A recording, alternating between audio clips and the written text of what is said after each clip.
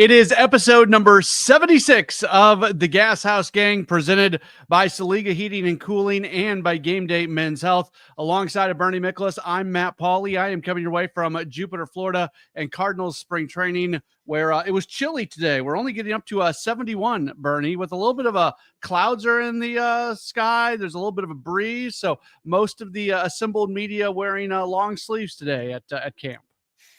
Yeah, you guys are all suffering. Yep. Big time suffering.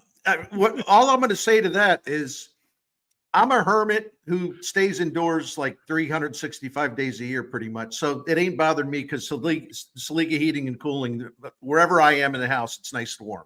There you go. That worked out well.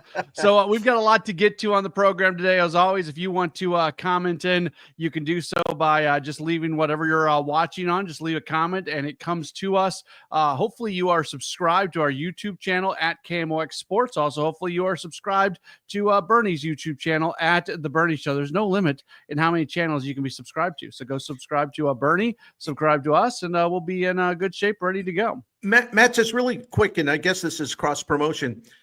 I'm starting to write more than I had been at scoopsnetwork.com. Mm-hmm. And what I've done is make sure that at the bottom of whatever I write, that I have a direct link to the Gashouse Gang and also a direct link to my YouTube channel. So if anybody forgets it, if you go to scoopsnetwork.com, call up any column, I have the information there. I'm glad that you're writing more, Bernie. As somebody who grew up reading you, I like it when you write. Well, it's really time consuming, and I'm not complaining. I'm very open and honest about myself. At my age, like I used to be able to write really, really fast. And what happens is that I go overboard with doing research and wanting to make sure I have everything backed up with facts. And it just takes very, very long. And part of that is my problem because it's like I can't change my ways. But it's hard for me to just kind of bang out a quick column. I'm going to have to try to become more like that, is what I'm trying to say.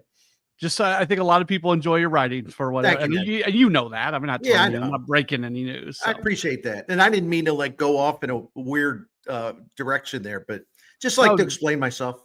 Yeah, absolutely. And scoopsnetwork.com for all of Bernie's comms. Bernie, I'm going to start with this. I need some help from you because I'm an opinionated person. I have my baseball beliefs that help me come up with my conclusions on things. And I'm really struggling with something. So I'll lean on you a bit. I've listened to Oliver Marmol a lot lately. And when he talks about making decisions, recently he's been talking about making decisions with 2025 in mind, but also with 2026 and beyond in mind.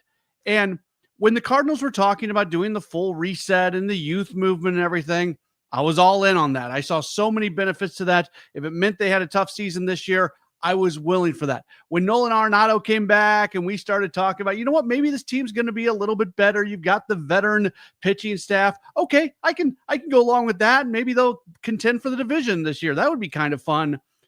Man, I'm having a hard time with the idea of decisions are going to be, you can't serve two gods, and it feels like they're trying to do that. And maybe I'm making a lot of nothing and it's all just kind of working itself out, but I just don't know what that looks like when I'm going to make this decision because it's best for 2025, but I'm going to make this decision because it's best for 2027. Like, I don't know how they figure all of that out. Yeah, I don't understand that in a direct fashion either. And maybe if he would elaborate, we would all have a better understanding of that. There's two things that come to mind, and I'm sure there are other things that will come to mind, but I'll just leave it at two for now. My initial reaction to what you said. Number one, maybe part of this is, in fact, keeping in mind that Chaim Bloom will want certain things in place for 2026. I mean, none of us should assume that Chaim Bloom is not involved in any discussions about planning. Mm-hmm. So maybe there's part of this is that, Marmol doesn't want to do anything. When he's making decisions, I should say it this way. When he's making decisions, it's got to also be made with Bloom's taking over in 2026 and things that he would approve of or disapprove of. The second thing, it could be as simple as giving younger players a chance, it's mostly pitching, younger players a chance, even if in 2025, it's not going to be the role that the Cardinals hope to get them in. Tony La Russa and Dave Duncan, for example, always believed it made a lot of sense. You have a young starting pitching prospect, someone you like. It makes sense to put him in the bullpen, let him cut his teeth, let him get some experience, and then you move him to the rotation. They did that with Adam Wainwright, and they did that with others. So maybe it's that thing. Maybe it's just deciding to, ease in some young pitchers, and then after this season, move him into the rotation. I don't know. I'm like you though. I'm kind of spitballing here. I don't know for sure what he's talking about. Yeah, and as you talked, I thought about this. Ollie's in a really tough spot because he has a current, and by the way, I don't think like John Mozeliak and Chaim Bloom are butting heads on things, but we are going to see changes in the baseball operation when Chaim Bloom takes over. So that tells you that the Cardinals are doing some things currently that Chaim Bloom would like them to do differently. So Ollie's in a spot where his current boss might want him to do something one way, but Ollie's managing for his job and he wants the next boss to like him. And again, I'm dumbing this down and making it way too simple than it should be. And everybody's very understanding of it. But I do think that's a very odd dynamic to this whole thing. Yeah. And that's one of the things that makes it a little bit awkward. Although I think all of those gentlemen would say there's nothing awkward about it, whatever.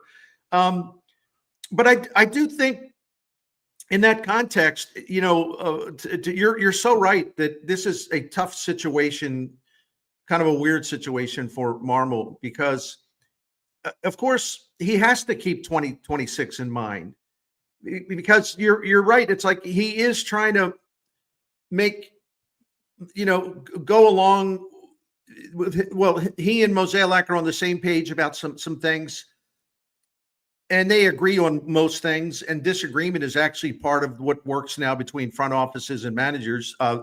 People seem to think that one or the other is a dictator, maybe in 1963 or something, but not now.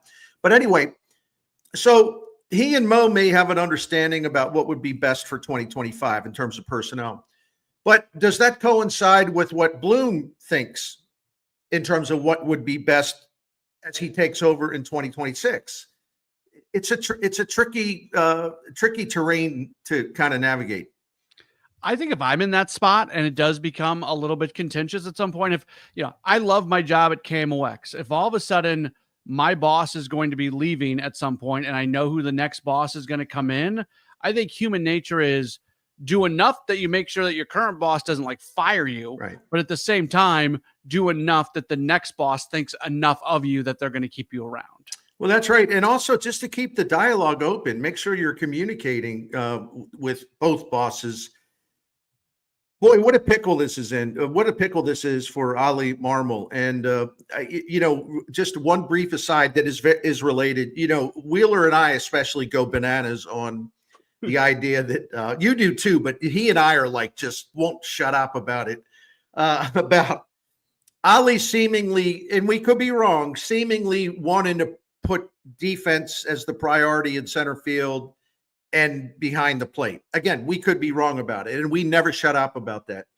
I've often wondered, as I was even saying these things, I wonder what Chaim Bloom thinks about that. Would he agree with playing your best defensive players at those two positions? Or would he say, well, wait a minute, we got to ratchet up this offense?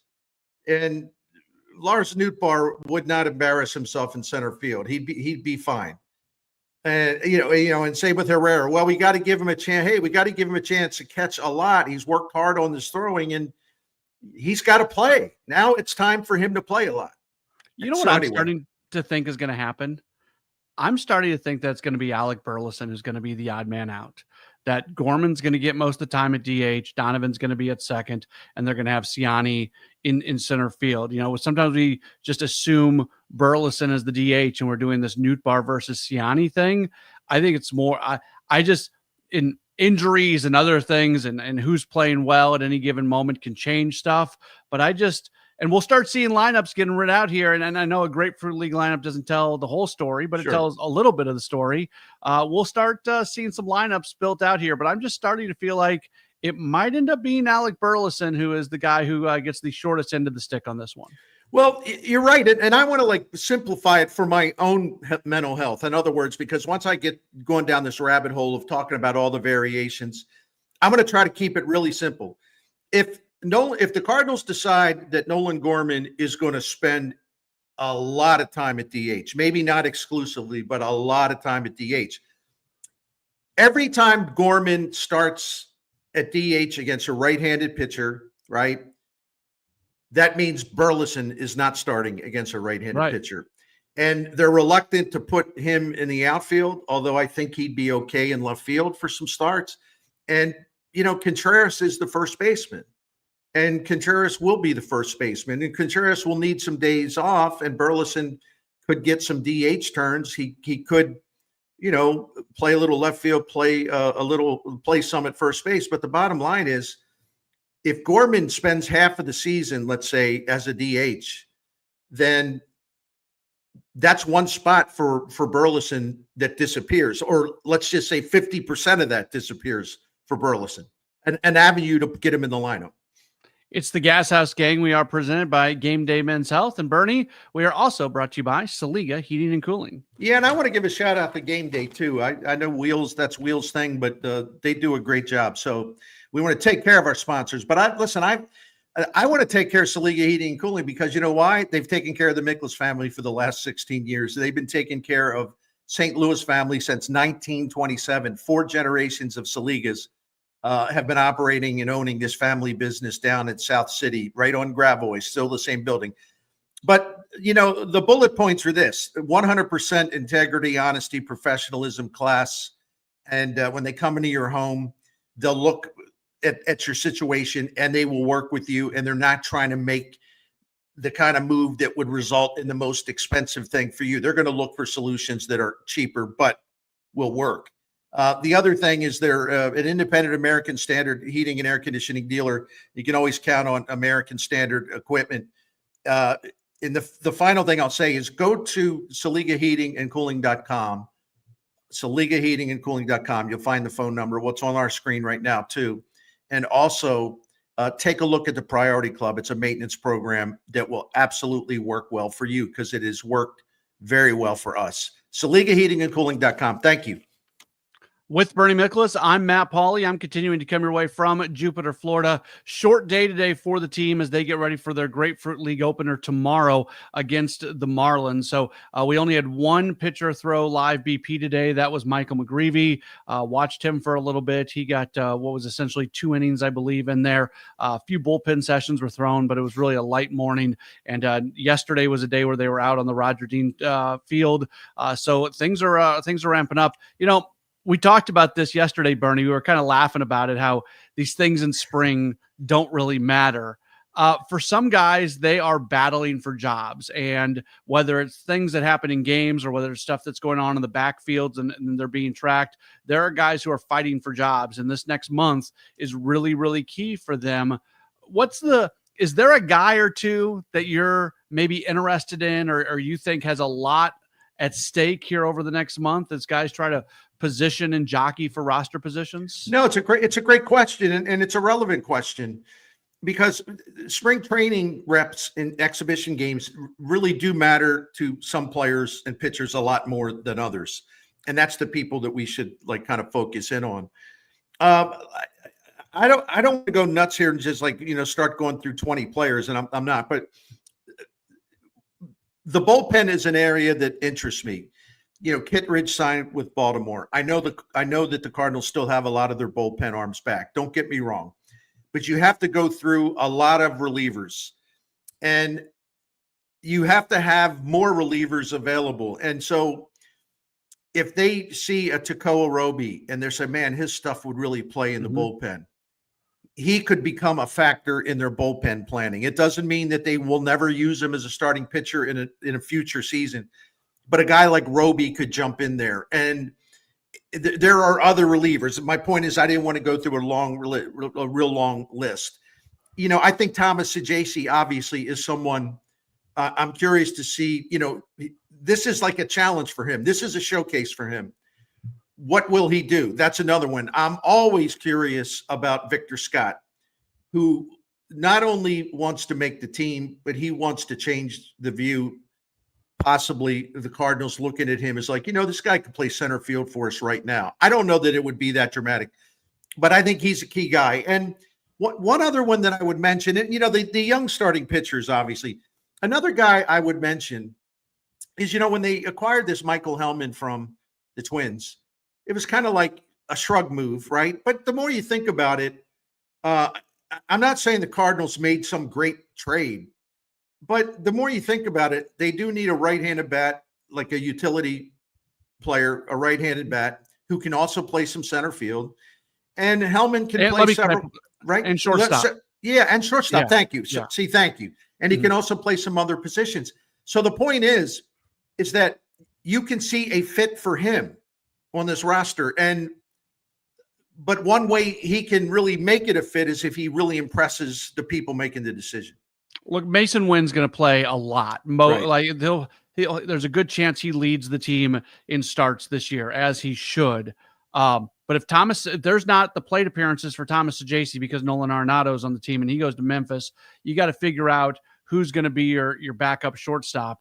And I don't think they want it to be Brendan Donovan. You can put him there for a day if you need to. He's not going to embarrass himself. I haven't seen Michael Hellman play shortstop yet, so maybe this is a conversation to have again in a week. But that's the value I see in Hellman, because they got to have a second guy who can play shortstop. Yeah, and give him a right-handed option in center field for certain days too. So yeah, and I also, just under a general umbrella, I also always like the idea of spring training surprises, where their name kind of pops up, and then that name is given a more prominent role in the exhibition games. And then you're like, okay, this is kind of an audition. It doesn't mean he'll make the team, but he's going to have a chance to increase his status within the organization. I'm well aware of the fact that the Cardinals probably don't have a deep playoff run in them this year. They might not even be a playoff team. So I preface what I'm about to say with that. If they do want to be a team that can be successful in the playoffs, they have to have swing and miss in the bullpen. Yeah. That's how you win in the playoffs. And Ryan Helsley is that guy, but he covers the ninth inning when you're winning. So let's throw him out for a second. Is Jojo Romero going to get his swing and miss back? And then the next, the guys that have been around aren't really swing and miss guys. That's what you mentioned, Roby. I think that's a really intriguing name to talk about.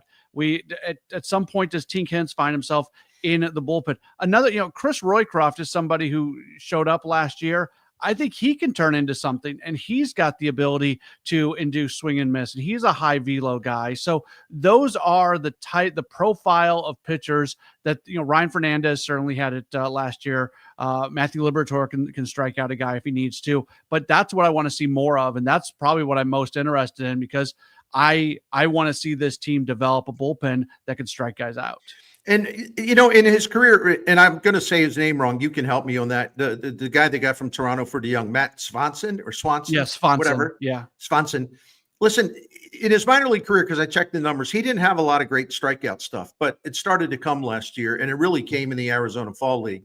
So I don't know whether he changes the shape of some pitches or what, but he seems to be developing swing and miss potential that wasn't necessarily there before, or maybe he's just maturing and getting stronger. And he did a heck of a job at Double-A last season, 27 for 27 in terms of saves.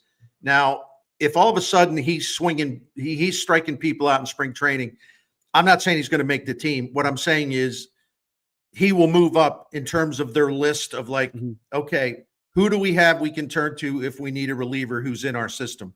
He could move up in the status. So that's another guy to take a look at. Lauren sent a comment in just a little while ago asking about starting pitching for tomorrow.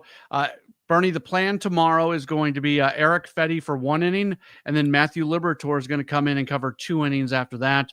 Oli has not revealed his plans beyond that. I'm sure it's pretty prescribed through the 8 or 9 innings that the game ends up being, but the first 3 innings will be covered between Eric Fetty and Matthew Liberatore. Right.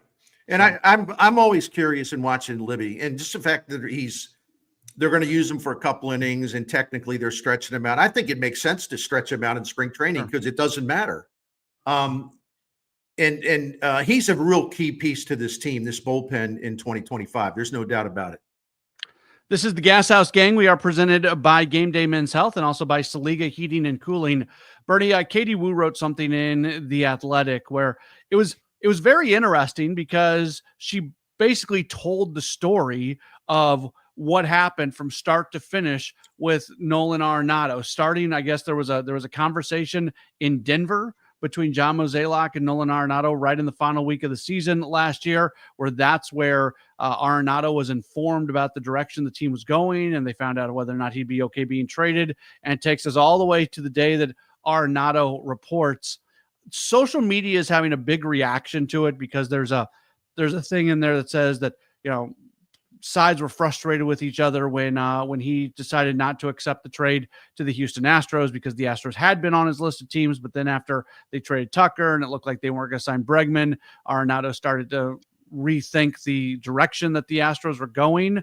I guess that's it. I was very interested reading this because it was a good story, but I didn't come away like thinking anything different than I did before I read it. Well, no, I agree with you, and it's boy to put make an understatement. I'm not surprised that social media has gone completely berserk because when in doubt, go for the thing that's going to make you popular with other outraged people. You got to get their approval. And let me just hit on that in a second. These are professionals. These are professionals with a lot at stake. And if you're John Mozeliak and Arenado gives you a list that had the Houston Astros on it, okay, I'll go there. And then you operate on that premise. He's willing to go to Houston because he told you that. And then all of a sudden he sees them trade Tucker. And, that happened on December 13th. He said no on December 18th. Well, maybe he's having second thoughts because he's wondering whether the Astros are really going to try to win. When you trade Kyle Tucker, it's like a whoa type of moment. Yeah. But the bottom line is, if Mo thought he had a deal worked out, which apparently absolutely he did with the Astros, and they were about to make it official, the last thing was going to be Arenado approving, and then Arenado flipped and said no. So I know John Mozeliak is like the most unpopular person in the history of St. Louis right now. Okay. But I try to be fair. And it's like, if Mo was frustrated by what happened, why in the heck wouldn't he be frustrated to some extent? And why is that considered a big deal by all the hysterical people on social media? Yeah. I would be frustrated. Why wouldn't you be frustrated? He told you he was going to go to Houston. That's one of his teams. And he changed his mind at the last minute. He has every right to change his mind. I don't know why Arenado would be frustrated by that. Houston was on his list. I understand why he would be frustrated after Houston quickly moved. See, because he wanted more time, as we know, to make a decision. I'm not saying no, but I just want more time to mull it over. Well, Houston didn't want to wait for him. They had a chance to sign Christian Walker. That was their plan B, and they pivoted immediately. Now, if Arenado wants to be frustrated, or if he was frustrated with that, okay, I get that. But he miscalculated more than anything. He never thought the Astros would pivot that quickly. So I'm still trying to figure out the story that she wrote, which is factual, and I trust her reporting 100%. I'm not sure why any of this is John Mozeliak's fault. He had 5 teams to work with. Dodgers said no. Yankees said no. Arenado, the Padres said no. Arenado said yes to the Astros and then changed his mind. And that left Boston. And there would be no decision made. There would be no decision with the Cardinals made unless Bregman signed elsewhere. But he signed with Boston. So that took the Red Sox off the table. Tell me what Mozeliak did wrong here. Nothing. And there's a couple lessons in this whole thing that I think people should pay attention to. First off, there are scenarios in life where nobody's in the wrong. Arenado's not in the wrong for assessing the Astros situation and saying, this team doesn't look the same as it looked a week ago. I'm not so sure if I want to go there. And there's nothing wrong with Mo being frustrated by thinking that he was going down a path that Arenado was going to be going with, and then Arenado saying no. So nobody's in the wrong. There's not a bad guy here in this whole thing. That's the first thing. The second thing that I had from this was, Bernie, I mentioned this when things seemingly got hot and heavy between the Cardinals and the Red Sox and the reporting that they were really talking. I cautioned, hey, this might be the Red Sox using the Cardinals as leverage to try to force a decision from Bregman. And in that story from Katie, essentially it said that the Red Sox kind of felt like maybe Bregman was going in a different situation. And then that's where they started talking to the Cardinals and then they upped the money. That's exactly what they do. They were using the Cardinals in part to create leverage. If they really thought that Bregman's preference was Boston, they knew exactly what they were doing. So it's a good lesson to remember that when there's reporting out there, sometimes there's something going on in the background that's not totally out there. No, and one other, you're so right. That's a great point. And one other thing I'd throw in, Katie said that the total number of teams that contacted the Cardinals were 9 teams, and I've already seen some flack about he had 9 teams to trade him to. No, he didn't. No, he didn't have 9 teams to trade him to because was Arenado going to go to Seattle? No. Was he going to go to Kansas City? No. Was he going to go to Detroit? No. Who was the other team? There was one more on that list. The Angels. There was some bad reporting about the Angels being on his list. The Angels, as it turned out, were never on his list. He wasn't going to go to those are 4 teams who would make the list 9 if he approved. Those 4 teams were not on his list, and he wasn't going to go there. In reality, it was a list of 5. Yeah. 3 of the teams said no. The Red Sox were in a holding pattern, and Arenado vetoed the Houston trade. To me, as far as I'm concerned, that's like the beginning and the end. Yeah. Right? 100%. I enjoyed I'm glad there's now a record out there. Good job by Katie. I'm glad there's kind of a record there of the entire thing. That's the value in all of this. But when you try to make these conclusions, I think that's where I hop off the train. I like the people, and I've seen this today. In fact, I saw it in the comment section under Katie's story. And by the way, there were a lot of reasonable people in there too. I don't want to make it sound like everyone's kind of kooky or whatever. But there was one guy in there who just said, I don't care about any of this. John Mozeliak had one job to do this winter, which was to trade Arenado, and he failed. Okay. So pardon my sarcasm. So I guess that means that Arenado should have hired a hitman or something to go to the Yankees and threaten the lives of, Cashman. Was he going to send a team of secret operatives dressed in black to invade the offices of the Dodgers and threaten Andrew Friedman, right? Was he supposed to stage a raid on the Boston Red Sox? And so if you know what's good for you and your family, you will not sign Bregman. You will trade for Arenado. Was he supposed to do that? Clearly. Was he all very reasonable things. Was he supposed to send a SWAT team to Southern California and tell Arenado, if you don't take this Houston trade because they were on the list, then there will be consequences. Just keep that in mind. You want your family to be safe? Just keep that in mind. I mean, people are just absolutely cuckoo. Where their understanding of the real world and this world of make believe that they exist in. Where was he supposed to go? And here's the thing: I'm going to tell people right now. Because I get worked up about this, and I'm sorry, man. See, at least it gave you time to take a drink there. If any people watching this live or later, let me just say, just think what do you expect? They gotta defend Mozeliak. Listen, if Steve Moore and KMOX and you guys want to have 5 straight Gashouse gangs, maybe 10 straight Gashouse gangs, where we all point out everything that Mozeliak has done wrong and everything there is to criticize him for, we could fill 10 shows with this. But I'm not a lunatic. I actually like to try to be fair. And when he's done nothing wrong, I'm going to say he's done nothing wrong. I don't take back any of the critical things I've said, but in this case, it's just ridiculous to act like he screwed up somehow. Yeah. He did not.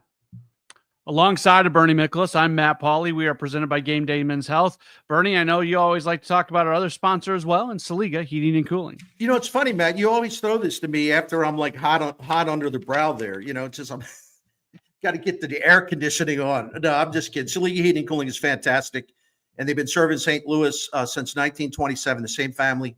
And it's an independent American standard heating and air conditioning dealer. The thing I want to talk about just very briefly, I mentioned the Priority Club earlier in the show here. If you become a member of the Priority Club, there are many benefits. It's a maintenance program. So they'll come check your heating and cooling a couple times a year. They've done that for us several years now, and we have benefited from it. Why? Because it gives you peace of mind. You know that your equipment is working well and it is safe. It also means that if there's a little problem, they can catch it and tweak it, fix it, minor cost, minor everything. And they can prevent that little minor problem from becoming a serious and expensive problem later. So it does extend the lifetime of your equipment. And you also get priority service. So there's a lot there to like. And so if you want to find out more about the Priority Club, and remember, financing options are available subject to credit approval, just go to SaligaHeatingCooling.com, SaligaHeatingCooling.com. Thank you. Alongside of Bernie Miklasz, I'm Matt Pauley into our final few minutes of the program, and going to do something kind of sports adjacent here. But I thought it was interesting. I've been thinking about this a lot. Yesterday, we learned that the Ballpark Village people, or the designers of Ballpark Village, are going to be the ones tasked with redoing the Millennium Hotel site. They're going to take that down. If everything comes to fruition, they're going to build some stuff up. There's going to be high-end office and living and a food hall and a really, really cool thing based off everything that I've read. Now, reportedly, the Cardinals are interested in investing in it. I bet this is already done. This is me talking. I have no inside information on this.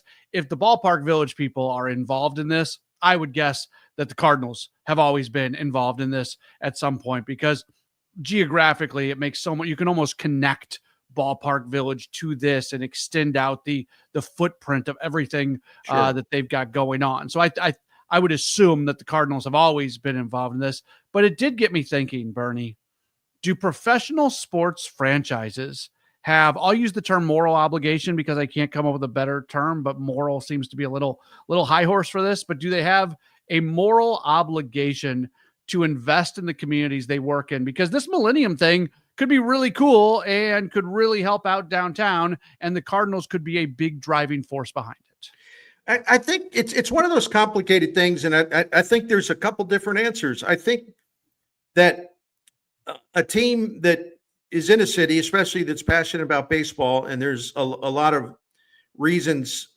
even during hard times, a lot of Cardinals fans, even though they're mad or whatever, disappointed, they go down to Busch Stadium. I mean, they still were 6th or 7th in the majors in attendance last year, so let's not get carried away. And they're going through a hard time right now trying to get the fans to come back, but that's up to them to get the fans to come back. But if you have a really valuable, I hate to use the term, tourist site, but you know what I'm saying? A lot of people from out of town come in to see the Cardinals baseball on the weekend, things like that. It's in your best interest to do what you can to make St. Louis more appealing, especially in that area around the ballpark and those plans that I've seen for the Millennium.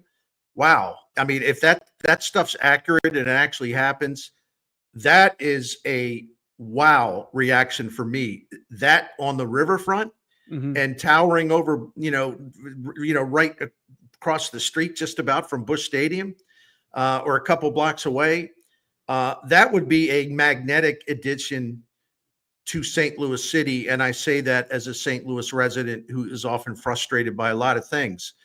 That said, the DeWitts are also business people, and they're not going to invest in something unless they think they're going to get a return on the investment. So my point is, this can be a win-win on both fronts.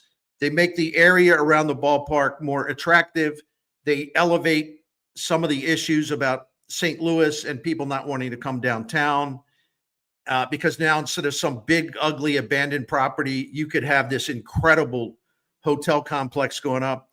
And so they're doing something that's going to benefit the city where they operate in, but they're also doing it because they obviously believe it's a good investment. So it's kind of a win-win. That's how I look at it. And look, there are people who do not go to Cardinals games now, and it has nothing to do with John Mozeliak and Oliver Marmol. It has everything to do with a discomfort in St. Louis. And I think the people who are fear mongers try to make it worse than it is. But I also think the people on the other side try to make it better than it is. I see stuff in St. Louis, downtown St. Louis, because that's where the KMOX studios are. I see stuff in downtown St. Louis that I don't see anywhere else. It does not feel safe on any given night. And again, sometimes how it feels and how it actually is are a little bit different. I'm trying to be very fair about this because I don't think many people are fair. I think everybody's on the extremes. You're either going to get murdered every time you walk down, or you might as well just walk out with $100 bills popping off you and nobody's going to say a thing. Like, everybody's trying to make it one of those two things, and it's somewhere in the middle of all of that. But if you build something like that, and if the city starts to feel safer, then all of a sudden there are going to be more people coming to games. There will be more people going to Ballpark Village and things like that. So I think it's good for the Cardinals business to be involved in this as well. There's obviously a crime problem in St. Louis, and as a property tax paying St. Louis citizen resident. I really, frankly, don't care what the administration tells us about how, crime's down, this is down. I've seen too many examples where it's easy to kind of cook the book. So I'm just going to disregard that. Crime is an issue. But from the Cardinals' end of that, I understand why some people may feel uneasy with some of the reporting and of some of the stuff that's happened, right? Of course. Why wouldn't you? But the Cardinals, pay for a lot of extra security on game days and game nights. They make that immediate area as safe as they can. Now, one of the problems are, people smashing into cars, things like that. I don't know, man. I would, I understand where that would be a reason to be reluctant to come downtown and park near Busch Stadium. However, what are the people that own the parking lots doing about that? Like, they're making a lot of money off Cardinal game days and game nights, right? But it happens Bernie, my car's been broken into twice in the KMOX garage. It happens everywhere. Yeah. So, well, thanks for telling me that. See, I won't park in the KMOX garage anymore. No, I will. No, I'm pretty pragmatic about this. I mean, the Cardinals' fortunes will be linked to a comeback, if you will, by the city of St. Louis. And as a city resident, I'm hoping there's going to be a comeback of some sorts. Maybe this project will be just one step in that direction. But why don't you think about hiring more police, having more police presence everywhere? I get frustrated because I don't expect any mayoral administration, no matter who the mayor is, to solve the huge problems in the city. But they don't even take care of the small things anymore. That, and we pay a lot of property tax. Just basic services that have just disappeared. Is that a third world problem? No, I don't think it is, actually. I think when you pay property taxes that are pretty high and you have services and then suddenly they disappear, become erratic, you're like, well, geez, we're not asking you to solve all the problems in the city, but can you take care of the little things maybe? That like residents like us who are very loyal to St. Louis, so you don't give us a reason to move out, which we're kind of thinking about for the first time. Mm-hmm. So I didn't mean to turn that into a whole thing, but it's all relevant.